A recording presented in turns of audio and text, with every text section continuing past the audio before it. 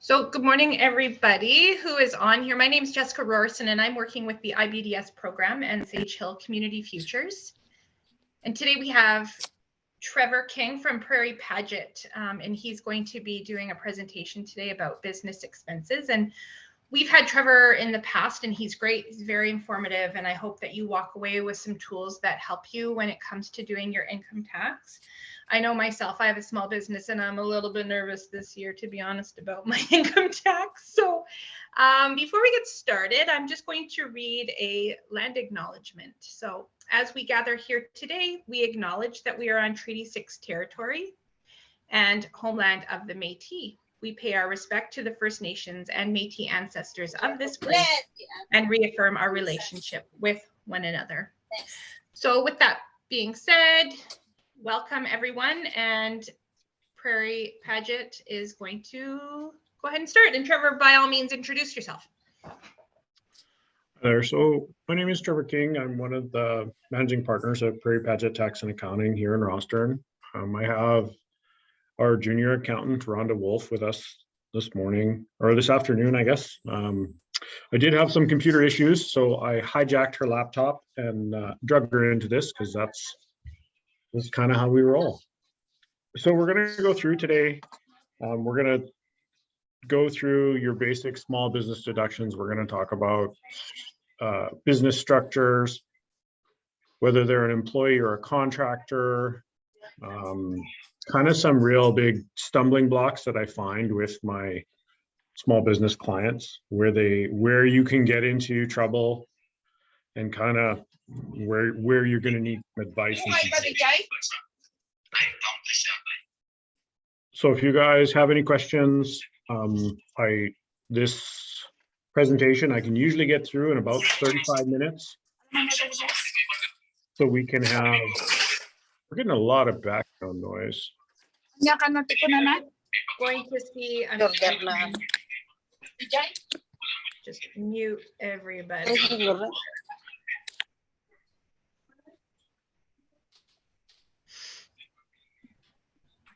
There, is that better? Yep, just a bit of background in your office, but that's fine. Yeah, we're in the boardroom. Okay, so this is our overview, and I'll provide this presentation to Jessica. I'll send it to her via email once I get my laptop sorted.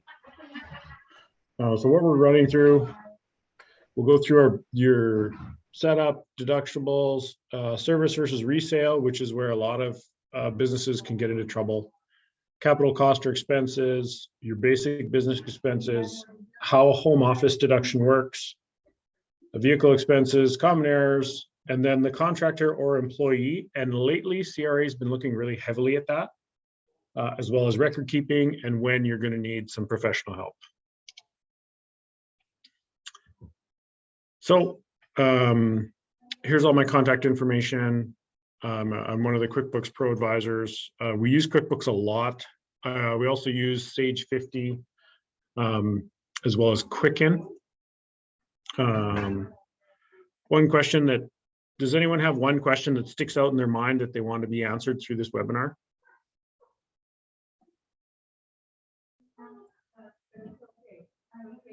No? All right. If you have more questions, you can always email us. It's no cost to fire us off an email, and I'll answer your question if you don't feel comfortable or you're like, I like to keep my business private. That's fine.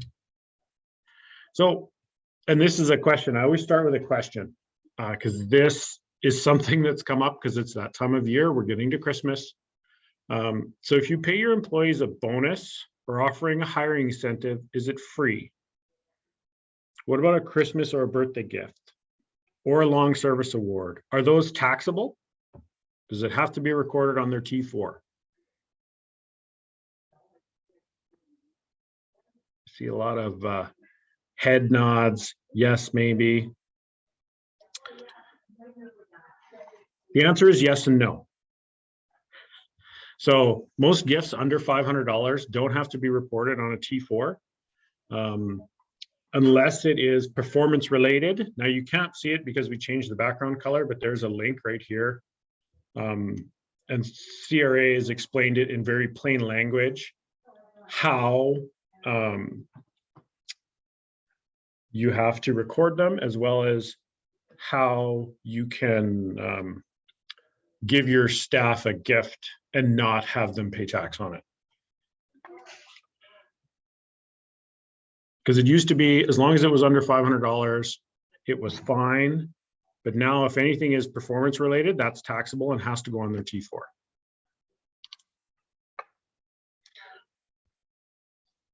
So your business types, your service businesses versus resale. Now, service business is basically, if you're a plumber, you're any kind of trade, you're in the service industry. Us, as an accounting firm, we're in the service industry. The rules are different as far as how you record inventory versus resale. Resale, you got to track cost of goods sold. You have to do, you have to have an inventory management system, whether you're doing first in, first out, or a weighted average to calculate your cost of goods sold. Now, the only thing with that is, if you're doing a weighted average or you're doing first in, first out for your inventory, you have to be consistent. CRA doesn't care which way you do it, as long as you're consistently doing the same system throughout the life of your business. Okay, sole proprietorships, they are the easiest to set up. They are by far the cheapest, and definitely the way that I recommend people start. If you're just starting out in your business, go with a sole proprietorship. Any losses you have can be written off against your personal income. Because when you first start out, odds are you're going to have a lot of upfront costs, and most of you are still going to be working a regular job while you get your business going. So then you can write off your expenses against your income for the first couple of years until you're cash flow positive, and then you get to the point where, okay, I'm going to move away from my regular job and I'm going to run my business full time. That's where you look at, do I move to a corporation? Now, corporations are great, but they are expensive to set up. Depending on who you go with, it's going to run you anywhere from $1,000 to $4,000 to $5,000 to set up your corporation. Especially if you're rolling over a lot of assets, it can just makes it more complex. Your bookkeeping fees will be more, because with a sole proprietorship, I mean, if you can't explain where the money went, you basically just pay personal tax on it and that's it. With a corporation, if you can't explain where the money went, you have to track it down and figure out where you spent it. As well as your filing fees are higher, but you do get the advantages that come with a corporation, right? It's basically, think of it as a separate person. Corporation is an entity all on its own. It's allowed to borrow money. It's allowed to enter into contracts. It gives you some protection legally if you're in an industry where you're at a high risk of litigation. So say you're dealing with you're a consultant online and you deal with a lot of American clients. And this is some advice I got from a lawyer friend of mine many years ago. He said, it's not a question of if you'll be sued, it's a question of when you'll be sued. And then partnerships. Partnerships are great, although I don't recommend anyone goes into business with family because it never ends well. And if you do have a partnership, make sure you have a very detailed upfront partnership agreement, right? This is what partner A contributes. This is what partner B contributes. This is how we divide the profits. This is how we divide the responsibilities. And you have to review that partnership agreement every year. Go back to it, make sure it's current, make sure that it reflects your values that you have, make sure it reflects who's doing the actual amount of work. Because we all know there's always one partner that does more work than the other. Right? You see this a lot.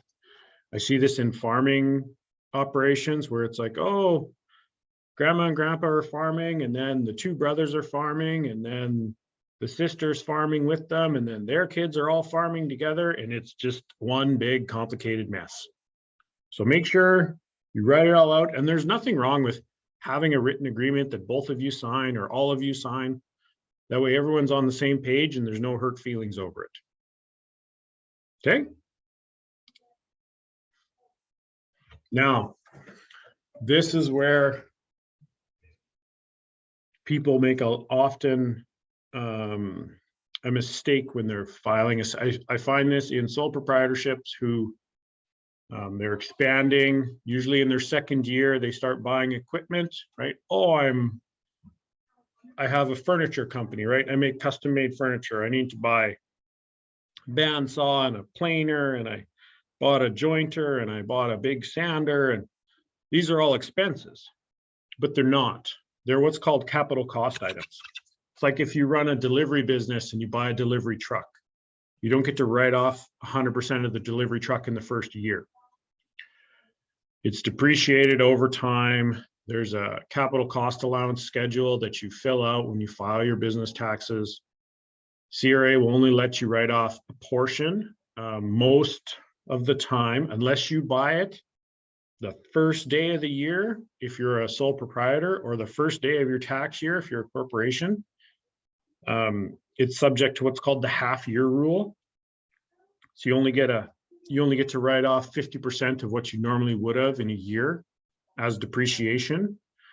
Now, the other side of this is, right, so you buy a delivery truck. Say you buy 2 delivery trucks, and one you use all the time and one just sits in the shop, right? And then 20 years goes by. Oh, it's time to sell my delivery trucks, right? So you've depreciated both of them down. One you sell for next to nothing because it's worn out, right? And that's all that's left on your CCA schedule. The other one's still in mint condition and you sell it for $20,000. Well, you're going to pay a gain because you've depreciated that asset down and then sold it for more than your book value. You're going to pay a capital gain on that. That's where the term comes from. Important things to keep track of. So all the costs with delivery, setup, basically everything included in the cost of getting a piece of equipment from the seller to your place of business, set up and ready to go, is all included in the capital cost with that piece of equipment. Okay. And if you're unsure if it's an expense or a capital cost, if you have someone doing your taxes, ask them early in the year. Is this a capital cost item or is this an expense item?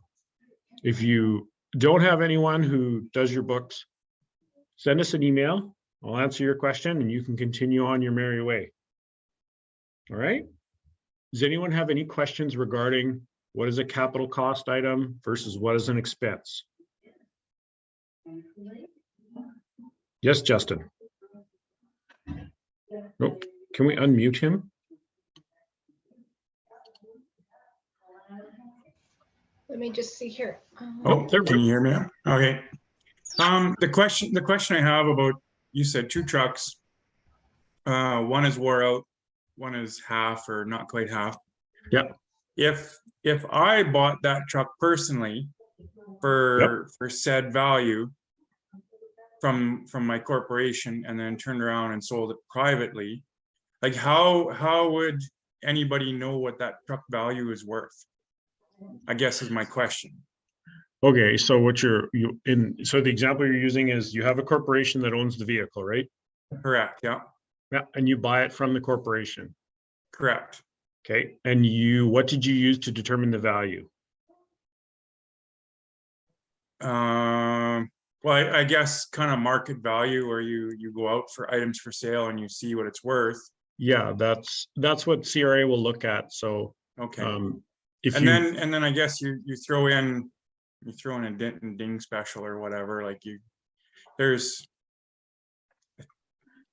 maybe I'm stretching it, but is there wiggle room there or not really? Like they'll use lots of times they'll want to use Kelly Blue Book right now. Right. Okay. But especially if you look at the market, I'm not sure how familiar you are with it, but look at the market of diesel trucks right now. I got 2 of them. Yeah. Do you got a pre-emissions Dodge Cummins? No. No. Yeah. If you have any pre-emissions trucks, they're worth almost as much as the brand new ones are. They are, yeah. Because that's what the market is dictating. Yeah. So yeah, Okay. as long I as see what you're saying. you go off market price when you're buying it out of a corporation, right? Okay. But you have to remember that if your book value is depreciated at below market price and you sell it at market, you're going to have a capital gain within the company. Okay. But I can't just make up a number and roll with it. No, and try I and see what sell you it to mean. them. Like, oh, I'll sell it for what the value is on the books to me personally. Right. And then I can turn around and sell it for more than what I paid for. If you were ever audited, you'd have to explain why, because it's not an arm's length deal, right? Because Okay. you're a shareholder. That's why. And my recommendation Okay. is make sure you go off market price for stuff. Okay. Fair enough. Thank you. Yeah, not a problem, Justin. Okay, we're gonna go on. Business expenses. And this is where people get carried away. So what is a business expense? So the definition from CRA is a business expense is any reasonable current expense you paid or have to pay in order to earn business income. So what exactly is it? There is a huge list of expenses available, but this is one question. So say I take Jessica Rorenson out for lunch, right? And we're going to discuss this upcoming webinar. And I put it on my company credit card. Is that 100% deduction for me? What do you guys think? Yeah, you think so, hey? It's not. It's only 50%. Meals and entertainment are only 50% deductible, even within a corporate structure.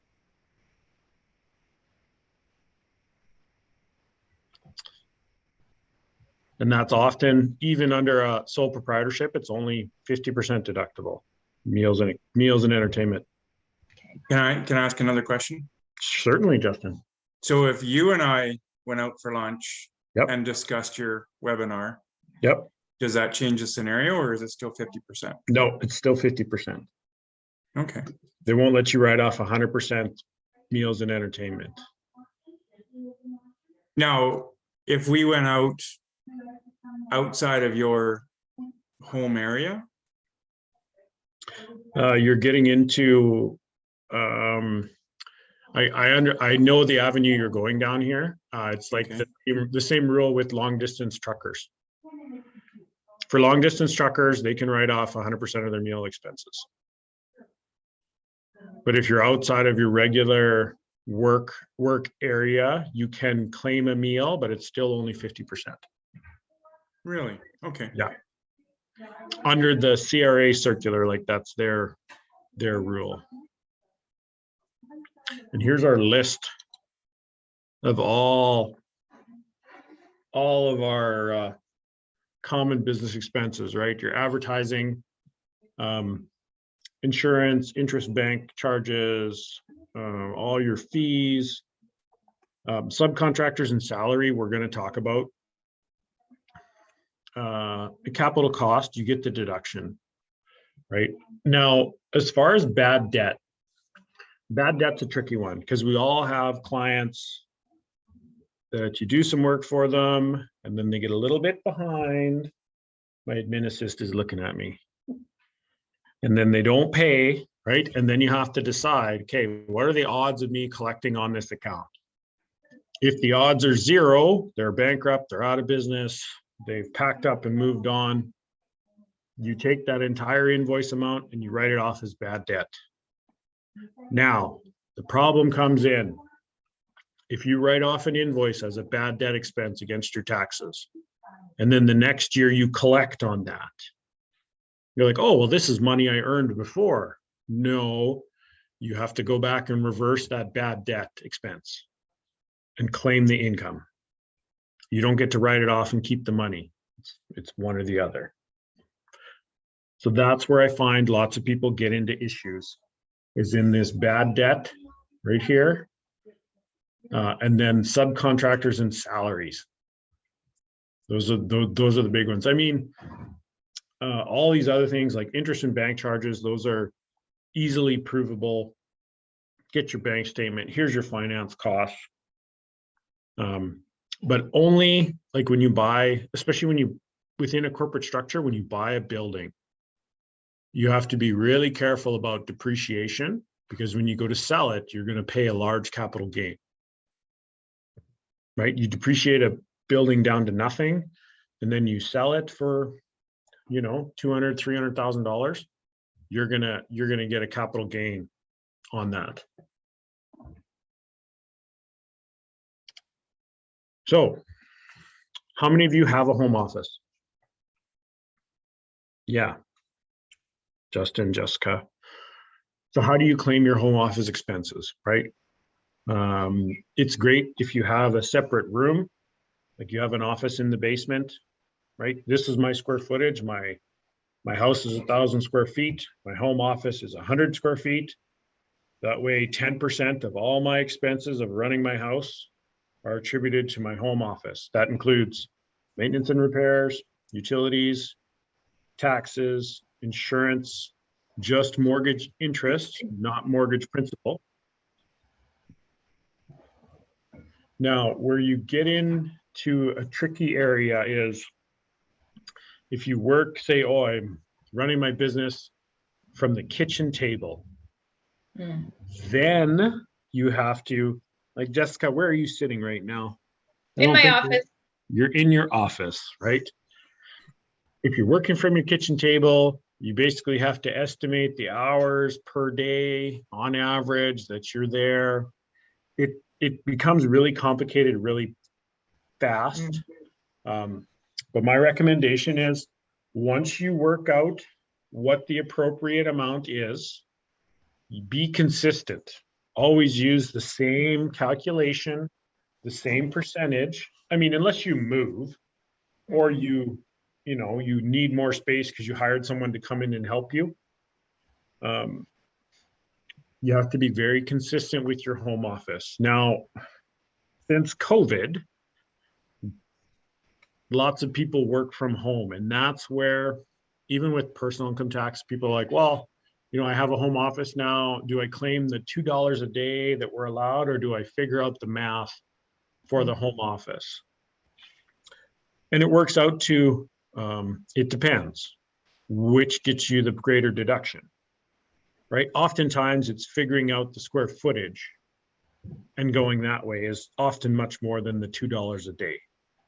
But, you know, figure it out both ways and then choose the best answer, right? Now, What about something, Trevor, I have a question.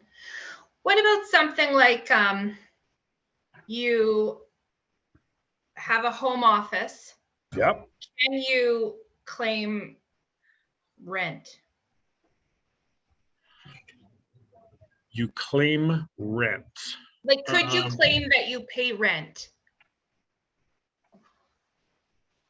If you have a corporate structure, yes. Okay. But are you saying like, oh, I pay myself $200 for rent each month? No, let's say I pay someone else rent to have, like, for example, I'm not on my mortgage.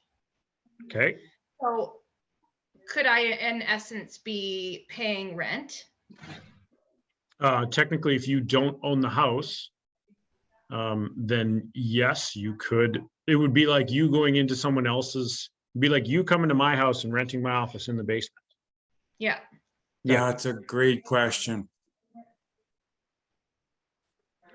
Same scenario. Like, because I do, in essence, like I contribute to the finances of my home. But could it be that I am paying rent? Now, okay, so the other side of this is the person you pay rent to has to claim it on their income. Okay. right? There's you can claim it as a deduction, sure, but the other person has to claim it as income. It's not like the rent just, it's not like you step out the front door and throw $400 into the air and it disappears. Someone Right. gets the $400, right? So yeah, as long as they're claiming it as income, give her. Okay. Okay. Hmm. That's interesting because I'm in the same scenario. Do you have a So I sole guess- proprietorship just- or corporate structure? yeah. I have a corporation. Oh, okay. So that in that aspect, the corporation can rent space from you. What you do is From me or from my wife whose mortgage it is. you or your wife, doesn't matter, because the corporation's a separate person, right? You have to treat a company like it's its own human form. It can do everything except vote, actually. Okay. So what you do is you figure out what your carrying costs of your space is, right? Per year, say it works out to $2,400 a year is the carrying or the operating cost of this portion that the company uses, right? And then you charge the company that $2,400 in rent. You claim it on your income, you put your associated expenses in just like you're supposed to, and you're able to essentially move that $2,400 from the corporation to your personal, claim it on your income, but you have the associated expenses to make it not a taxable gain. So the company gets the write-off, you get the money, and it's all well within the rules. I like it. Thank you. You're welcome. Okay. This is the other thing that gets people into trouble. And I don't know how many times I have to say this. Use a logbook or use an app on your phone. You have to keep track of your start kilometers, end kilometers, because you need to know how far you went, where you went and why, right? And then you need to know your total personal kilometers driven, right? And then all your associated costs with your vehicle, fuel insurance, maintenance, repairs, interest or lease costs. If you purchase the vehicle, it's not 100% write-off, it's capital cost thing. Right, so for example, I use my truck to go see a client. Get in my truck, go see my client, right? Business expense. And then I get in the truck and I take my kids to hockey. Not a business expense, right? You need to keep track of the two, especially for sole proprietorships. Unless you have a dedicated company vehicle and a personal vehicle, right? Like if you have a corporation, Justin, for example, you have company trucks and then you have a personal vehicle to do all your personal stuff with, then you can say, well, company trucks are for company use, personal vehicles for personal use. Otherwise, you have to claim a portion of the company vehicle as a personal gain. Yeah, what we found is the magic number is 80 to 85%. Yeah.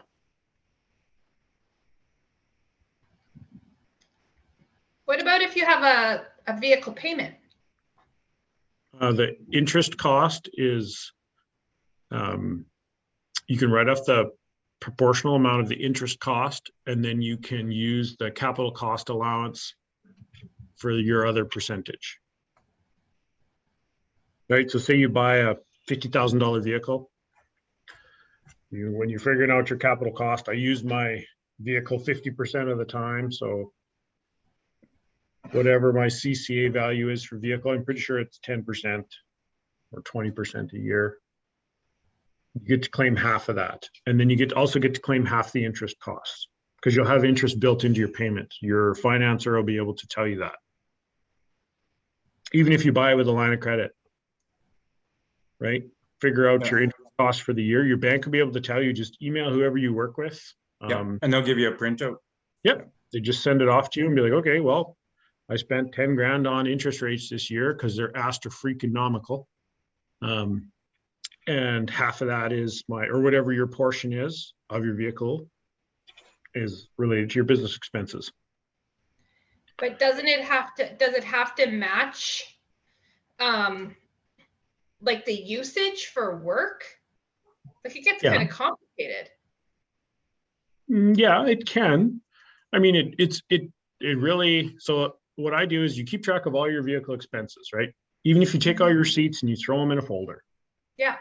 Right? And you keep track of your mileage. And then at the end of January 1st, when you wake up New Year's Day and you go look at your odometer, you figure out, okay, so last year I drove 62% for business. Right? Then 62% of all the costs associated with your vehicle are considered tax deductible under your business. Okay. Right? Mm-hmm. Even like capital cost as well. Even if you finance it, the only thing is if you lease it, then it's 62% of the lease payment. Because leases are 100% deduction. I don't like leasing personally, because it costs you more in the long run.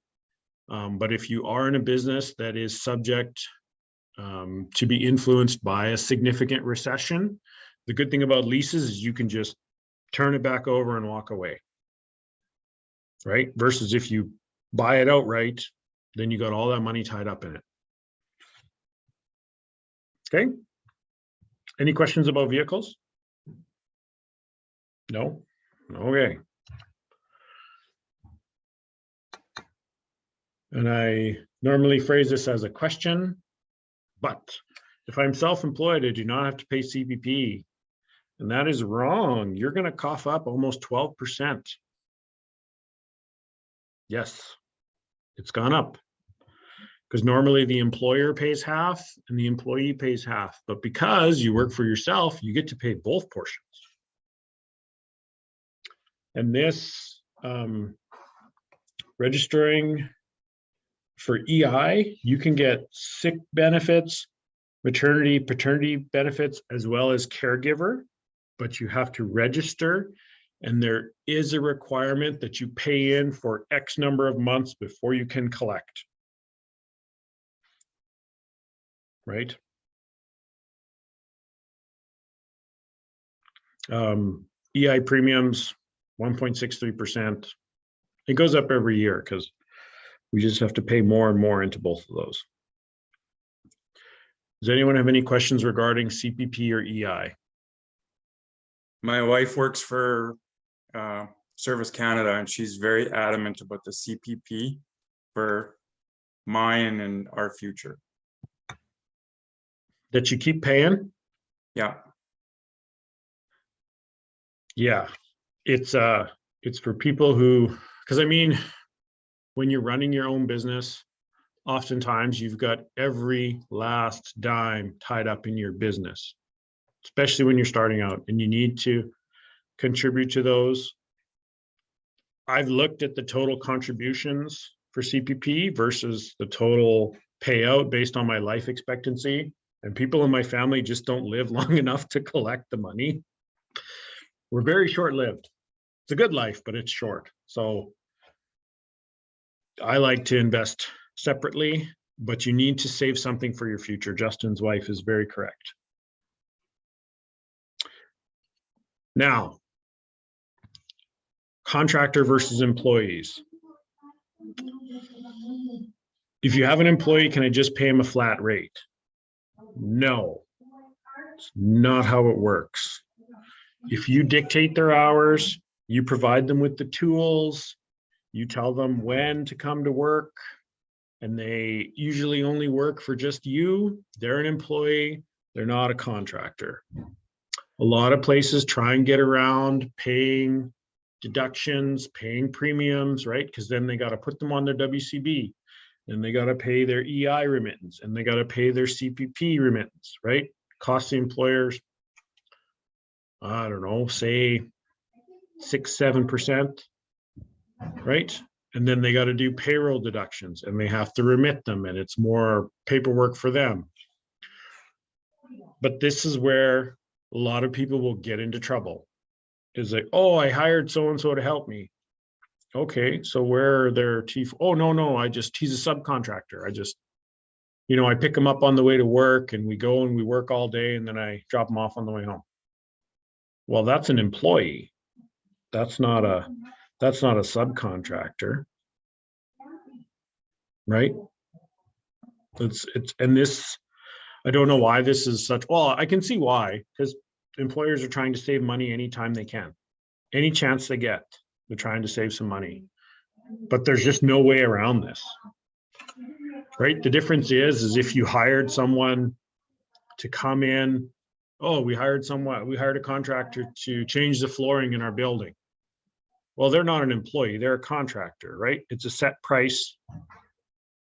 They come in, they do the work, and they leave, and they go on to the next job, and the next job, and the next job. That's a contractor, right? If you have someone come in and do your bookkeeping for you, and they use your computer, and they're only work for you, then they're not an employee, or they're not a contractor, they're an employee. This is very important. Does anyone have any questions on whether you're a contractor or an employee? No, I think Justin's got it pretty much figured out. Yeah. Learned the hard way, been there, done it, seen it. Yeah, and CRA is super nice about that, aren't they? Nope. No. I've been an independent contractor since 1999. And I've gone through audits and GST and oh yeah, I learned a lot of things the hard way. Yeah. Oh, and honestly, GST and PST is its own. Oh, that's a whole other animal. Right. So that's like, even Jessica has me come in and do a separate webinar separate from this, because it can get so complicated. They'll freeze your bank account over $1 owed. Yes, they will. Yeah. All right. Now, when you go to outsource stuff, and this is a difficult concept even for me to understand, because I come from a farming background and we like to do everything ourselves and we're notoriously cheap. Just how farmers are, right? But then some things you got to ask yourself, is there a cost savings? Can I actually meet the demand I have? And are you taking time away from business development, right? To actually promoting and growing your business? Are you actually any further ahead to do it yourself? And this is even something as small as cleaning, right? So say you spend an hour twice a week cleaning your office building. Well, that's 2 hours a week, 8 hours a month, that's 96 hours a year. You spend 2 weeks a year cleaning. Isn't that time better spent on your business? And that's kind of the realization that we came to. We hired an external contractor to take care of our janitorial stuff. And you know what? I've never been freaking happier. Okay, so on that small short example, is it better to hire that or outsource that versus have a dedicated employee do it? Depends how much cleaning you have. If you have enough that and they're agreeing to it, like, oh, I'll come in and I'll clean an hour a day. That, like, you also have to meet the minimum hourly requirements of having an employee, right? So you can designate one of your employees, be like, all right, so we're going to draw straws and it's your turn to clean this week. Or you can hire an employee to come in and clean if you have enough work for them. We went with an outside contractor because frequently they're here late at night. They look after all their own stuff. I don't have to do anything. I just get an invoice at the end of the month. Right? Now, record keeping. And I've had everything from binders filled with protective sleeves with everything sorted and labeled, and it's all nicely put together. And then I have one client who he buys a new pair of ropers every year. And every year he comes in with a shoebox full of receipts. Yep, that's Justin. We'll call that a Justin. Okay. Yeah. So, and I mean, some firms will just turn you away. They'll just tell you, you know what, take your box of till receipts and go somewhere else.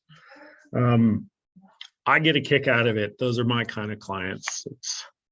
It's funny as hell, but you need to keep copies of stuff.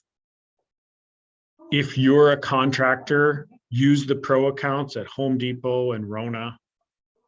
Oh, do you want an email receipt? Yes, I do, because then I have a copy of everything. And how you're organized depends on your personality.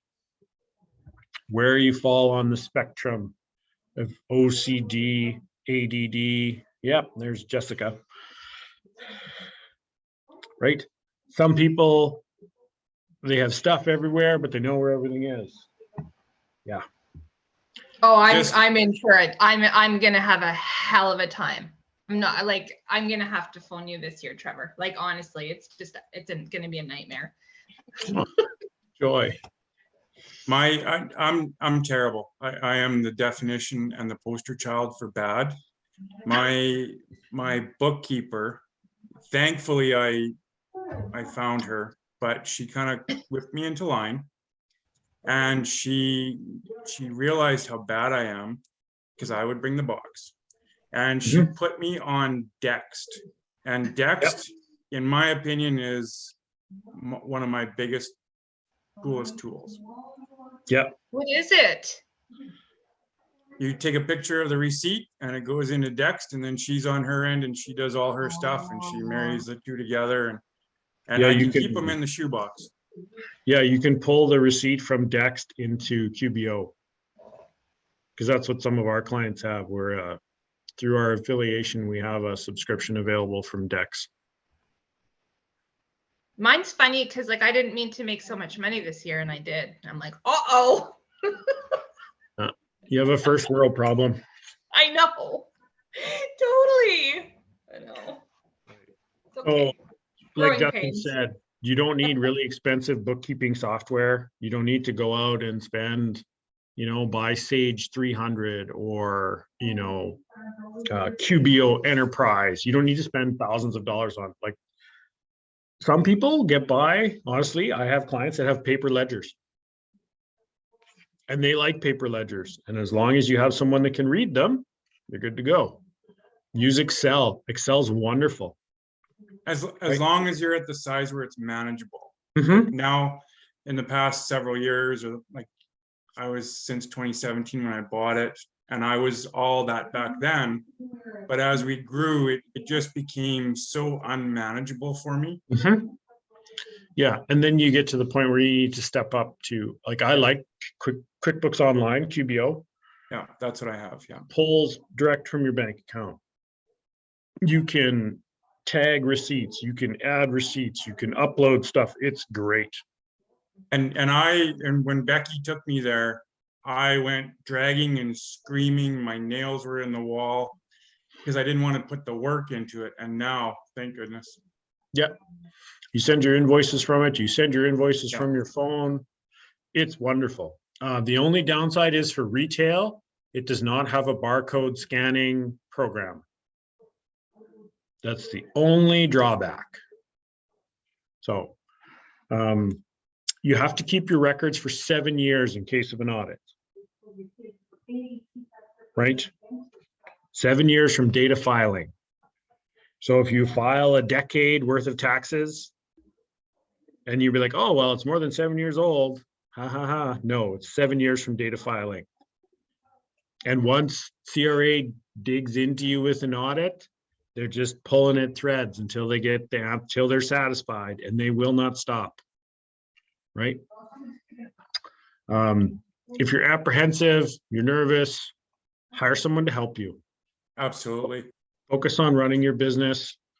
Get someone to do all that boring paperwork that most small business owners hate doing. Have someone help get you organized. This is what you need. This is your filing dates. And you don't want an accountant or a bookkeeper that's a pushover. You want someone that'll stand up to you, right? Exactly. So we have two bookkeepers here. We have the nice one that you get when you're current and up to date. And Rhonda's very nice and she's very friendly, right? But then when you get behind, you get Trevor. Now, I'm from outside of PA, right? So when you get behind, I am not below putting my boots on and coming and banging on your door and saying, you need to fork over some documents right now, right? So there are two different, sometimes you need to be a little forceful with clients. Or if they're that terrible, you need to fire them. If they won't listen to reason, they need to go because they're just going to drive you crazy. But, and when we talk about professional help, what kind of questions do you ask someone? Because oftentimes I will get what I call basket cases where they're like, oh, you know, I had so-and-so and they've been looking after my stuff for years. And well, when was this file? Well, I don't know. I didn't keep track of that. That's their job. Well, yeah, but you signed off on it. Well, yeah, but you know, it was their job. Okay. Well, actually, it all comes down to the taxpayer. You're ultimately responsible. It's not your bookkeeper. It's not your accountant. You're the taxpayer. You're responsible. Look, some stuff you want to ask, what kind of experience do you have, right? You don't want to go to someone who is, you know, they work for one of those tax preparation firms where they work, you know, they work 12 weeks a year and that's it, right? Now they've branched out on their own. You don't want to go to them and be like, oh, here I have my corporation needs to file and I got some dividend slips and, you know, fill out my T5 summary and I got some T4s. Have you done that before? And they say, no, do not go to them, right? You all need to gain experience somewhere, but you need to gain experience under someone who knows what they're doing. Are you available to answer my questions year round? You want to know that you can call them in the middle of July and be like, hey, we got a big contract. I'm going to invest some money. Am I better to lease? Am I better to buy? What am I looking at for the year? Where am I at for as far as amounts owing? And then have a clearly defined agreement as to what exactly, who's doing what? What are you responsible for? What are they responsible for? When are you getting copies of your reports?